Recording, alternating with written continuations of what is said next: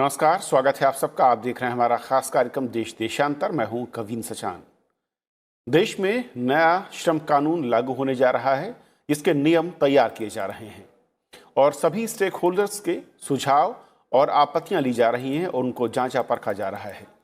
Media में श्रम सचिव की ओर से दिए गए इंटरव्यू के हवाले से जो जानकारी मिल रही है उसमें काम के घंटों को लचीला बनाने की कोशिश की जा रही है। यानी अगर कर्मचारी और कंपनी दोनों राजी होंगे तो कर्मचारियों को सप्ताह में 3 दिनों की छुट्टी मिल सकती है, लेकिन इसके बदले में सप्ताह में 12 घंटे प्रतिदिन के हिसाब से 4 दिन काम करना होगा, यानी एक सप्ताह में 48 घंटे। श्रम सचिव के मुताबिक केंद्र सरकार हफ्ते में 4 दिन कामकाज और उसके साथ 3 दिन वैतनिक छुट्टी का विकल्प देने की तैयारी कर रही है। बताया जाता है कि इन श्रम कानूनों के लागू होने के बाद देश के श्रम बाजार में सुधार का एक नया दौर आएगा और इससे करीब 50 करोड़ कामगार उससे लाभान्वित होंगे। श्रम सचिव के मुताबिक न सिर्फ 12 घंटे की व्यवस्था की जा रही है, इसके साथ साथ अधिकतम 48 घंटे का ब्रैकेट होगा, सीमा रेखा होगी। अगर कोई 8 घंटे प्रतिदिन काम करता है तो उसे सप्ताह में 6 दिन काम करना होगा, लेकिन अगर वो 12 घंटे तक राजी होता है नहीं दोनों पक्ष तो फिर ये 4 दिन तक ही सीमित होगा हफ्ते में। इसके अलावा ये आपसी सहमत से तय होगा, इसको फोर्स नहीं किया जा सकेगा और साथ ही साथ जो आपत्तियां इसको लेकर हैं और उन पर विचार भी किया जाएगा लागू करने से पहले। तो आज अपने कार्यक्रम में समझेंगे कि असल में ये जो काम के घंटे हैं, जो वर्किंग आवर है, जिनको लचीला बनाने की कोशिश नए कानूनों के नियमों में करने की बात हो रही है, इसका इम्पैक्ट, इसका फायदा क्या होगा। ओवरऑल अगर प्रोडक्टिविटी की बात करें उस पर किस तरीके से असर दिखता है और साथ ही साथ दुनिया के अलग अलग देशों में क्या बेहतर मॉडल है और किस मॉडल में ज़्यादा प्रोडक्टिविटी नज़र आती है और हम एक देश के तौर पर और जो क्लाइमेट है उसके नज़रिए से क्या उसे एडॉप्ट कर सकते हैं। हमारे साथ 3 खास मेहमान हैं। पीपी मित्रा साहब हैं, former principal adviser, labour and employment ministry में रहे हैं, आपका स्वागत है। हमारे साथ विनय कुमार सिन्हा जी हैं, जनरल सेक्रेटरी हैं बीएमएस से, आपका भी स्वागत है। और दिलीप चुनाव साहब हमारे साथ हैं, सेक्रेटरी जनरल फिक्की से, आपका स्वागत है। शुरुआत मित्रा साहब आपसे करना चाहूँगा कि काम के घंटे अगर लचीले हों यानी फ्लेक्सिबिलिटी हो वर्किंग आवर और कंडीशंस के नज़रिए से, ये ओवरऑल अगर इंडस्ट्री और कामगार दोनों के नज़रिए से देखें तो कितना क्रूशियल, कितना महत्वपूर्ण हो जाता है। मैं जो कह रहा था श्रम के घंटों के बारे में, काम करने के घंटों के बारे में जो फैक्ट्रीज एक्ट में दिया हुआ है, पिछले फैक्ट्रीज एक्ट में, अभी तो ओएसएच कोड में आ गया है। इसके कुछ स्टेट्स, राज्य सरकार ने ये 12 घंटे का ये नियम लागू किया था, तो इसके चलते हुए काफी सारा कमेंट्स आने लगे थे, पर्टिकुलरली ट्रेड यूनियंस के, कि शायद ये थोड़ा सा ज्यादा हो रहा है। बट अभी जो स्थिति है 48 घंटा पूरे हफ्ते में और 4 दिन 12 घंटा, वो भी आपसे तय करके ये लागू होगी। लेकिन मेरा ये कहना है कि शायद ये तो लागू अगर हो जाए, प्रोडक्टिविटी शायद बढ़े भी, लेकिन इंडियन वर्कफोर्स का जो स्थिति है, मेरे ख्याल से कॉन्ट्रैक्ट वर्कर्स पे काफी सारा असर होगा। रेगुलर वर्कर्स अपने काम शायद कॉन्ट्रैक्ट वर्कर्स या कैजुअल वर्कर्स पे देंगे। तो ये जरा सा जो मुझे जितना समझ में आ रहा है, ये शायद 8 घंटा रखना चाहिए हर रोज, उनको रेस्ट, प्रॉपर रेस्ट मिलना चाहिए 5 घंटे के बाद, और स्प्रेड ओवर इफेक्ट जिसका 10.5 घंटा का ऑलरेडी जिक्र है, वो स्प्रेड ओवर इफेक्ट रहना चाहिए। लेकिन अगर आपसी सहमति से ये हुई है तो मुझे ज्यादा कहने का इसमें तो होता नहीं है, लेकिन मेरे हिसाब से ये थोड़ा सा सेंसिटिव इशू है। प्रोडक्टिविटी बढ़ाने जब होगी तो फिर आपको सेफ्टी एंड हेल्थ का भी ध्यान रखना पड़ेगा। तो मेरे ख्याल से ये जरा सा फाइन बैलेंसिंग करनी पड़ेगी बहुत एम्प्लॉयर्स और वर्कर्स के तरफ से, ये मेरा कहना है। लेकिन मित्रा साहब, क्या 48 घंटे का जो हम अब तक ब्रैकेट देखते हैं वीकली, अगर उसमें मैं फिर कह दूं कि जो जानकारी है 48 घंटे का ब्रैकेट है जिसमें कि आपका जो ब्रेक है वो इसमें इंक्लूड है, लेकिन क्या इसे अगर आवर्स में हम तब्दील करें और वीक में 4 दिन या 3 दिन करने के हम प्रोसेस की तरफ बढ़ते हैं तो इसके फायदे क्या हैं? कुछ लोग ये कहते हैं, एक्सपर्ट ये कह रहे हैं कि इसके चलते जो इंडस्ट्री है उसकी काफ़ी ज़्यादा खर्चों में कमी आ जाएगी। इसके साथ साथ जो एम्प्लॉई हैं उनके लिए एक रेस्ट का जो है वो ज़्यादा एक्स्ट्रा टाइम मिल जाएगा। लेकिन क्या ये वाकई उतना ही आसान है जितना हम बोल रहे हैं? मुझे शायद ये लगता नहीं है इतना आसान है। कहने में तो ठीक है कि 12 घंटा करके आप 4 दिन में 48 घंटे का हफ्ते का कोटा पूर्ण करेंगे, लेकिन मेरे ख्याल से फाइन बैलेंसिंग जो मैं कह रहा था कि प्रोडक्टिविटी और एम्प्लॉयज का स्थिति जो है वो जरा ध्यान में रखे, क्योंकि अगर मान लीजिए एम्प्लॉयज स्वस्थ और तंदुरुस्त नहीं रहे तो प्रोडक्टिविटी का माने कुछ नहीं रखता है। तो मेरे ख्याल से इसमें एम्प्लॉयमेंट पे भी असर होगी, क्योंकि अगर कम कम वर्कर्स से या कम कम ज्यादा काम करके अगर आप प्रोडक्टिविटी बढ़ाना चाहेंगे, मेरे ख्याल से एम्प्लॉयमेंट पे भी एक असर हो सकता है। तो इसके इम्प्लीकेशंस अभी काफी वाइड रीचिंग है। तो ये जब तक लागू ना होगा और जब तक प्रैक्टिकलिटी में बदल ना जाए तो ये कहना मुश्किल है। बट प्राइम फेसी मुझे ये लग रहा है कि 12 घंटा जो वो थोड़ा सा नाजुक स्थिति है। मेरे ख्याल से ये हमारे देश में विशेष करके जहां ट्रॉपिकल क्लाइमेट है यहाँ शायद करना नामुमकिन होगी। बट अगर वो एम्प्लॉयर्स और एम्प्लॉयज राजी है तो मेरे ख्याल से यहाँ मुझे कुछ कहने का नहीं है। बट मेरे ख्याल से एम्प्लॉयज साइड से काफी वो अड़चने आएंगी या वो उनके कंसर्न्स होंगे। हमारे ट्रेड यूनियन रिप्रेजेंटेटिव हैं, वो शायद और भी इस पे बिल्कुल, मैंने इसीलिए विनय साहब को आमंत्रित किया कि वो पक्ष रखेंगे। विनय साहब, और कुछ राज्यों में जो खबर आई कि 12 घंटे की शिफ्ट होगी, उसका विरोध हुआ यूनियन की ओर से। क्या वो महज इसलिए था, जहां तक मैं समझ पा रहा हूं, कि उसमें 3 दिन की छुट्टी का जिक्र नहीं था? और क्या आप इस ऑप्शन के साथ, आपको लगता है कि एक बेहतर विकल्प है कि जहां पर फ्लेक्सिबिलिटी हो कि आप हफ्ते में एक दिन में 12 घंटे काम करना चाहते हैं, 10 घंटे काम करना चाहते हैं, या 8 घंटे काम करना चाहते हैं? ये एक, जो मैं कहूं कि श्रमिक वर्ग है, उनके लिए किस तरीके से आप इसको देखते हैं? मैं मित्रा साहब के तर्क से बिल्कुल सहमत हूं कि इससे प्रोडक्टिविटी बढ़ेगी। और अभी जो फिक्की के अधिवेशन में माननीय प्रधानमंत्री जी ने फिक्की के मित्रों के डिमांड पर, या उन्होंने यह एक प्रस्ताव दिया प्रोडक्टिविटी लिंक इंसेंटिव का। यह स्वाभाविक है कि एम्प्लॉयर ग्रुप जो है सो ज़्यादा से ज़्यादा प्रोडक्टिविटी के लिए ज़्यादा से ज़्यादा वर्कर्स के को यूटिलाइज करना चाहेंगे। लेकिन ये 12 घंटा एक दिन 2 दिन के लिए संभव है, लेकिन 12 घंटे का आप पूरे में अगर हम उनसे काम लेते हैं तो निश्चित रूप से उनके स्वास्थ्य पर इसका असर पड़ेगा। और स्वास्थ्य पर असर पड़ेगा तो वो अल्टीमेटली प्रोडक्टिविटी पर उसका असर पड़ेगा। और वो जो एम्प्लॉयमेंट की स्थिति है वो भी है, क्योंकि एम्प्लॉयर्स के मित्र वो प्रोडक्टिविटी लिंक्ड इंसेंटिव के लिए वो ज़्यादा से ज़्यादा वो प्रोडक्शन चाहेंगे।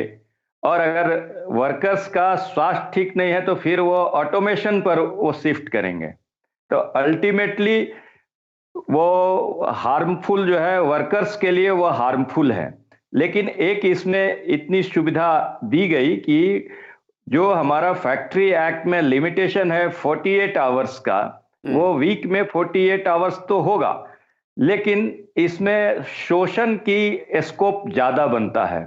ये हो सकता है कि एक पर्टिकुलर वर्कर्स अपने आर्थिक परेशानी के कारण, अपने बाकी समस्याओं के कारण वो 12 घंटे के बदला 24 घंटे भी काम करने के लिए वो तैयार हो सकता है। लेकिन उसको इतनी जागरूकता नहीं है कि वो 24 घंटे या 12 घंटा काम करेगा तो उसकी मानसिक स्थिति क्या होगी, उसकी स्वास्थ्य की स्थिति क्या होगी। इसलिए ये मजदूरों का शोषण बढ़ेगा। लेकिन अगर आप करें शोषण बढ़ेगा, इसके विरोध में तर्क ये दिया जा रहा है कि अभी भी जो जिन सेक्टर्स में इस तरीके से कामगार लगे हुए जहां पर 8 घंटे से ज्यादा काम करना पड़ता है, और कई बार वो 10 घंटे या 11 घंटे तक होता है, लेकिन उसे जब लीगलाइज कर दिया जाएगा जिसपे दोनों ही पक्ष रजामंद होंगे, तो कम से कम श्रमिक को उसके बदले में 3 दिन की छुट्टी मिल पाएगी। वो उसके लिए ज्यादा बेहतर होगा, क्योंकि उस बिना इसके भी शोषण नहीं होता, हम ये नहीं कह सकते हैं। जी जी जी जी नहीं, अगर अगर आप 3 दिन के बदले उन्हें 30 दिन भी छुट्टी दे दें तो उससे उनका कोई स्वास्थ्य और कोई ये का असर नहीं पड़ेगा। लेकिन अगर हम 8 घंटे, आखिर 8 घंटे का जो वर्किंग आवर तय किया गया, उसके पीछे भी कुछ रीजन रहा, रेशनैलिटी रही कि 8 घंटे तक एक स्वस्थ मजदूर जो है अपने स्वस्थ मस्तिष्क से वो काम मन लगाकर काम करेगा और वो अच्छा प्रोडक्टिविटी देगा। लेकिन हम 12 घंटा, 18 घंटा, 16 घंटा, हमारी मजबूरी हो सकती है, हमारी कोई परिस्थिति ऐसी हो सकती है कि हम अधिक से अधिक अर्न करने के लिए हम वो करें। आज हम देखते हैं, आज जो ठेका मजदूर, कैजुअल मजदूर हैं, उनकी क्या स्थिति है। आज तो उनको 12 घंटा, 10 घंटा, लेकिन उनको वेतन तो उतना ही दिया जाता है। इसलिए इसमें मजदूरों का स्वास्थ्य की जो समस्या है वो, और एम्प्लॉयर्स के मित्रों के लिए भी यह हानिकारक होगा, क्योंकि अल्टीमेटली वो उनका प्रोडक्टिविटी पर इसका असर पड़ेगा ही पड़ेगा। ओके, मैं दिलीप साहब, इसलिए हम इससे जी बिना साहब, दिलीप जी हमारे साथ हैं जो कि इंडस्ट्री को रिप्रेजेंट करते हैं, सेक्रेटरी जनरल हैं फिक्की में। दिलीप जी, कैसे आप देखते हैं फ्लेक्सिबिलिटी को? अगर देखें, और मैं अलग अलग जो कंट्री में रिसर्च है उसको देख रहा था, उसमें कई सारे इसके पॉजिटिव एस्पेक्ट भी हैं। कुछ जो है श्रमिक वर्ग की ओर से कि जो संदेह, आशंका है, उसका जिक्र विनय साहब ने जरूर किया। लेकिन इंडस्ट्री के नजरिए से अगर फ्लेक्सिबिलिटी का ऑप्शन रहता है कामगारों के साथ में, श्रमिक वर्ग के साथ में, तो ये किस तरीके से फायदे का सौदा हो सकता है? विनय साहब और मित्रा साहब ने कहा था कि ये एक जो वर्किंग आवर्स का है, ये जो निर्णय लिया गया था, इसका एक बैकग्राउंड है। क्योंकि जैसे अभी कोविड के महामारी के टाइम में, इमरजेंसी के टाइम में क्या हुआ कि लोग को फैक्ट्रीज में रहना पड़ा, ट्रांसपोर्टेशन की प्रॉब्लम थी, और अनेक चैलेंज आया था। तो एक तरीके से फ्लेक्सिबिलिटी के एक ग्रुप ऑफ वर्कर्स 3 दिन के लिए आ सकते हैं, दूसरे ग्रुप ऑफ वर्कर्स दूसरे 3 दिन के आ सकते हैं, और फैक्ट्री का उनका जो पूरा जो 48 घंटे का जो वर्किंग एक तरीके से वो इम्पैक्ट नहीं किया जाएगा। तो वो इस दिशा में ये जो पहले जो चेंजेस किए गए थे। और अब क्या आ गया है कि काफी जो गिग इकोनॉमी के जो वर्कर्स हैं, जो अलग अलग वो अपने आप काम करते हैं और उसमें काम करते हैं, कई ये चाहते हैं कि भाई वो 3 या 4 दिन काम करें और फिर 2-3 दिन छुट्टी लें, क्योंकि उनके फिर एक्चुअली एक तरीके से उनके लिए काफी सुविधा होते हैं। और ये जो प्रावधान है जो इसमें कोड और रूल्स में जो है, ये दोनों साइड म्यूचुअल एक्सेप्टेंस के बारे में है। जैसे विनय साहब ने कहा और जैसे मित्रा साहब ने कहा कि ये वर्कर का स्वास्थ्य जो है उसको एक तरीके से केंद्रित रख करके सारे डिसीजन लेने जाते हैं। क्योंकि अगर देखें, कई होते हैं जो हार्ड एरियाज मैन्युफैक्चरिंग के काम करते हैं, कई होते हैं जो ऑफिस में काम करते हैं, या वो कहीं जो एयर कंडीशन और ऑफिसेज में और जो कॉल सेंटर्स में वगैरह में काम करते हैं, और अभी वर्क फ्रॉम होम हो रहा है। तो अगर आप देखें तो इनमें ये एक वर्कर के लिए और एक जो एम्प्लॉय और एम्प्लॉयर के बीच में रिलेशनशिप है, और जो म्यूचुअल अंडरस्टैंडिंग में कई लोग ऐसे होंगे जो 12 घंटे काम करना चाहते हैं और कहते हैं कि ठीक है, बाकी हमें टाइम, अब हमारा टाइम होगा। लेकिन जैसे दोनों ने कहा, और इंडस्ट्री भी फुल सहमत में है कि स्वास्थ्य का बिल्कुल ध्यान रखा जाएगा, किसी को ऐसे परिस्थिति में नहीं डाला जाएगा कि उसके स्वास्थ्य पे असर पड़े, कि लंबे आवर्स वर्क करें। और कई अलग है, देखो, क्योंकि आज जो वर्क फ्रॉम होम और वर्क फ्रॉम एनीवेयर है, और कई जो सेक्टर्स हैं, इसमें एक्सटेंडेड वर्किंग आवर्स है। वो एक्चुअली जैसे आपने शुरुआत में जब अपने प्रोग्राम को शुरू भी किया था, आपने कहा था कि 9-10 घंटे के लिए कोई एक्चुअली वर्क करता है और वो 48 घंटे में एक तरीके से नहीं गिना जाता है। तो ये एक जो पूरा ढांचा और प्रावधान बना है, ये एक इनेबलिंग फैक्टर है। और मेरे ख्याल से एम्प्लॉयर्स का काफी ध्यान है कि भाई स्वास्थ्य को कोई इश्यू नहीं होना चाहिए, और जो एम्प्लॉई और एम्प्लॉयर के म्यूचुअल एग्रीमेंट के साथ ये किया जा सकता है। तो इसका एक बहुत बड़ा फायदा है। प्रोडक्टिविटी एक और इशू है। 48 घंटे में उनका क्या प्रोडक्टिविटी होगा, 12 घंटे में क्या प्रोडक्टिविटी होगा, वो दूसरी बात है। और प्रोडक्टिविटी लिंक जो इंसेंटिव की बात जो विनय कुमार ने कहा था, वो 48 घंटे जो नॉर्मल 8 आवर वर्किंग डे है विद गैप, उसके ऊपर भी लागू होता है और इसके ऊपर भी लागू करना चाहिए। मैं अपने देश की बात तो नहीं कर रहा हूं, लेकिन कुछ ऐसी इंटरनेशनल रिसर्च है जिसमें कहा गया है कि अगर आप वर्किंग आवर को बढ़ा करके और हफ्ते में काम की संख्या को कम करते हैं, कि 5 डे 4 डे की मॉडल पर जाते हैं, तो करीब करीब 16 to 18% का बेनिफिट एम्प्लॉयर को होता है, कि बचत होती है। चाहे वो मैन पावर को लाने ले जाने की बात हो, वहाँ पर जो दूसरे फैक्ट्री में खर्चे हैं उसकी हो, और अलग अलग सेक्टर में ये नंबर्स कम ज़्यादा भी हैं। तो उस नज़रिए से भी क्या दिलीप जी ये क्रूशियल हो जाता है उस कंट्री के लिए जो कि डेवलपिंग इकनॉमी है और जिस रास्ते पर, जिस रफ्तार के साथ हम दौड़ना चाहते हैं?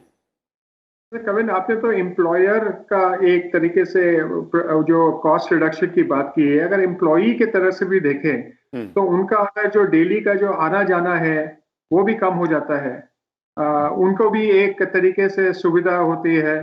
तो ये जो, और अगर आप आगे जाके देखेंगे तो जैसे जैसे हम ये क्लाइमेट चेंज को देखेंगे, जो ट्रांसपोर्टेशन कॉस्ट और कैसे उसको घटाएं और क्या करें, इसमें भी एक तरीके से आगे जाकर के एक असर पड़ेगा। कई कई देशों में तो 4 या 5 दिन का वीक हो गया है।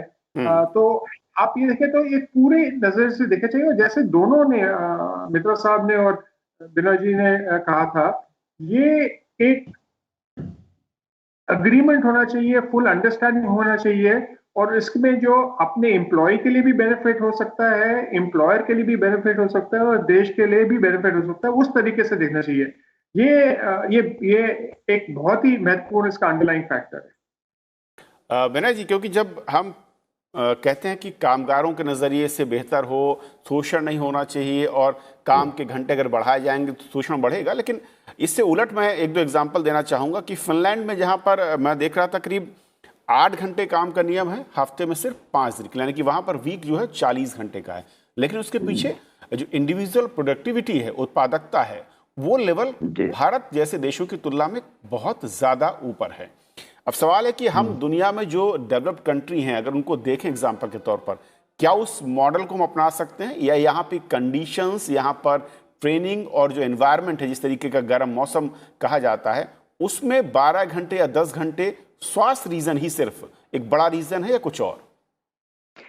नहीं, स्वास्थ्य का तो रीजन एक महत्वपूर्ण रीजन है, लेकिन अभी अपने फिक्की के भाई साहब ने बताया, वो वर्क फ्रॉम होम या वर्कर्स को ज़्यादा अपना समय मिलता है, लेकिन जो अपनी देश की स्थिति है, ये चाहे कानूनें बहुत ही बनती हैं, लेकिन कानूनों का इम्प्लीमेंटेशन का पार्ट जो है वो इतना पुअर है। अभी आप कोविड के समय देखा होगा, ये प्रवासी मजदूरों के लिए तो 79 का कानून है, लेकिन आप ये देखा होगा कि प्रवासी मजदूरों का किस तरह से दुर्दशा हुआ, किस तरह से उद्योगपतियों ने उनको सड़क पर ला दिया। तो ये यहाँ इम्प्लीमेंटेशन नहीं होते, ये म्यूचुअल एग्रीमेंट जरूर है, लेकिन जो मजदूर वर्ग है वो इतना बेचारा की तरह होता कि वो कितना म्यूचुअल अंडरस्टैंडिंग इम्प्लीमेंट हो पाएगा, ये एक इसकी संभावना बहुत कम लगती है। दूसरी ओर कि अभी वर्क फ्रॉम होम जो हुआ, ये शायद ये कोविड की वजह से एक नया सिस्टम डेवलप किया, तो उद्योगपतियों के लिए तो ये बहुत फायदेमंद रहा, क्योंकि वो जो हमारे जो मजदूर हैं वो अपने घर, अपने बिजली पानी, अपनी डाटा खर्च करके करते हैं, और अब आने वाले दिन में अगर ये बड़े पैमाने पर होगा तो इनका तो सारा खर्च बचेगा, और इसके वजह से अभी घरेलू हिंसा बढ़ा है। इसलिए वर्क फ्रॉम होम में हम यह छूट देते हैं कि आपको जब समय, जितना समय है आप करें, लेकिन इसके वजह से घरेलू व्यवस्थाएं बिगड़ी, घर के जो एक हमारा सामाजिक जो हमारा दायित्व है उससे हम अलग हुए। तो अल्टीमेटली ये जो है सो किसी भी तरह से भारत जैसे देश के लिए, जहां श्रम की बहुलता है, उसके लिए किसी भी मायने में फायदेमंद नहीं हो सकता है, ना अपने उद्योगपतियों के लिए हो सकता है, ना श्रमिकों के लिए हो सकता है। विनय जी, मैं जो आपने कहा बिल्कुल ये भी सच है, लेकिन इसके अलावा एक और सच ये है कि कुछ सेक्टर्स हैं, खासतौर पर आईटी या उससे रिलेटेड जो सेक्टर कहे जाते हैं, और वर्क फ्रॉम होम कई कंपनियों ने उसे एक फाइनल और एक लॉन्ग टर्म मॉडल के तौर पर अपनाने की बात का ऐलान कर दिया। और इस सेक्टर में बहुत सारे लोग जो कि बड़े बड़े शहरों में रहने को मजबूर थे, वो अपने घरों, अपने गाँव में जाकर काम कर रहे हैं, और कहते हैं कि उसके चलते उनका खर्चा बहुत कम हुआ है, क्योंकि रेंट और दूसरे के खर्चे बड़े शहरों में ज़्यादा थे। लेकिन मित्रा साहब, ये वाकई अलग अलग सेक्टर के लिहाज से हमें देखना होगा। स्पेसिफिक ओवरऑल अगर हम देखें तो हम इसे नहीं कह सकते कि उस तरीके का बेनिफिशियरी होगा। और जो विनय साहब कह रहे हैं कि जो उनकी चिंता है श्रमिकों के नज़रिए से, उन्हें भी हमें देखना होगा। जी, मैं ये थोड़ा सा ध्यान आकर्षण करना चाह रहा था कि ये जो आवर्स ऑफ वर्क है जो फैक्ट्रीज एक्ट में दिया गया है, ये एक पर्टिकुलर स्थिति में इसका एक हिस्टोरिकल एक इवोल्यूशन रहा है। और बेसिकली ये शॉप फ्लोर वर्कर्स के लिए ज़्यादा में आ रही है। इनके वर्किंग कंडीशन शायद इतना हार्ड नहीं है जितना कि मान लीजिए कोल माइनिंग इंडस्ट्री में, ये सिन्हा साहब शायद और अच्छा बताएंगे, ये हार्ड इंडस्ट्रीज हैं, तो वहां हमको काफी सोच समझ के ये इसको लाना है। लेकिन जैसे सिन्हा साहब ने कहा है, इट्स एन इनेबलिंग फैक्टर। पहले फैक्ट्रीज एक्ट में था कि 10.5 घंटा विद स्प्रेड ओवर के साथ, तो वो शायद 12 घंटा, बट अभी ये जो 12 घंटा का दायरे में अगर एक रेगुलर फीचर बन जाता है 12 घंटा काम करने का, मुझे नहीं लगता कि ये ओवरऑल हार्ड इंडस्ट्रीज में अच्छा रहेगा। जैसे कोल रहा, स्टील रहा, या शॉप फ्लोर वर्कर्स का ज्यादा पैमाने में नियुक्ति होती है। हमारा चिंता इस बात की है कि हार्ड इंडस्ट्रीज के को ध्यान रखते हुए हमें शायद जो फैक्ट्रीज एक्ट का जो बैकग्राउंड रहा है, जो आवर्स ऑफ वर्क का जो जहां से जिक्र हुआ है, इसका विकल्प तो मित्र साहब दिया हुआ है। जो अब तक जो भी जानकारी मंत्रालय से आ रही, जिस पर चर्चा हुई है, कि वो विकल्प है, सभी सेक्टर्स पर कंपलसरी नहीं होगा, और जो नियोक्ता है और जो कर्मचारी हैं उन दोनों की रजामंदी से ही होगा, और सभी सेक्टर्स इसको मानने के लिए बाध्य भी नहीं होंगे। एक आखिरी सवाल चिन्हा साहब, अगर इसको बेटर वे में या और पॉजिटिव तरीके से देखें तो फ्लेक्सिबिलिटी इतनी है, इस फ्लेक्सिबिलिटी के साथ क्या कुछ और ऐड ऑन करने की जरूरत है ताकि इसके फायदे हम न सिर्फ कर्मचारी बल्कि इंडस्ट्री और सभी को मिल पाए? देखिए, भारतीय मजदूर संघ, हम उद्योग परिवार में विश्वास करते हैं, हम क्लास कॉन्फ्लिक्ट में विश्वास नहीं करते हैं। लेकिन जो एक इस देश की सबसे बड़ी समस्या है कि इतना पुअर इम्प्लीमेंटेशन पार्ट है। अगर ये सही ये में हमारे उद्योगपति के मित्र अगर इसको स्वीकार करें तो मुझे लगता है कि ये देश के आर्थिक स्थिति को ये करने में सफल होगा। लेकिन समस्या जो अभी पीछे के जो अनुभव बताते हैं, अपने मित्र श्रम विभाग के जो मित्र हैं उनको हमसे ज्यादा अनुभव है कि इतने सारे कानून श्रम क्षेत्र में रहे, लेकिन शायद ही आज भी 70 वर्षों के बाद भी हम मिनिमम वेज दिलाने में सक्षम नहीं हो पाए हैं। बिल्कुल, तो यह जो आपने कहा कि जो कानून में कहा गया है वो अक्षरशः मिलना चाहिए कर्मचारी को, इसका इंतजाम भी करना होगा। दिलीप जी, आपका कमेंट? खाली ये सिन्हा साहब और मित्तल साहब को एक ही आश्वासन देना चाहता हूँ कि फिक्की की ओर से जैसे भी ये कोड्स और ये रूल्स जैसे लागू होते हैं, हम उनके साथ कंधे से कंधे मिला करके उनके जो इम्प्लीमेंटेशन में जो जैसे कि कह रहे हैं उनमें भी हम सुझाव दे रहे हैं कि सारे इलेक्ट्रॉनिक हो। आज की डेट में रिमोट मॉनिटरिंग बहुत बहुत आसान है, ऑटोमेटिक कंप्लायंस का देखना बहुत ही आसान है, तो उसको हम एक तरीके से मिलेंगे। और जो जैसे कि इंडस्ट्री में अलग अलग किस्म के होते हैं, यूनियंस भी अलग अलग टाइप के होते हैं, हम साथ में काम करके इसमें जो फायदा होगा जो एम्प्लॉयर और एम्प्लॉई को, उसको और देश को जो फायदा होगा उसको आगे लाने का एक प्रयास करेंगे। और जो मिसयूज वगैरह जो होता है उसको कम करने का साथ में काम करेंगे। तो मैं खाली दोनों को एक आश्वासन देना चाहता हूँ, और पहले भी हम साथ में बहुत काम किया हुआ है हमने, और इसमें आगे जाके भी काम करेंगे।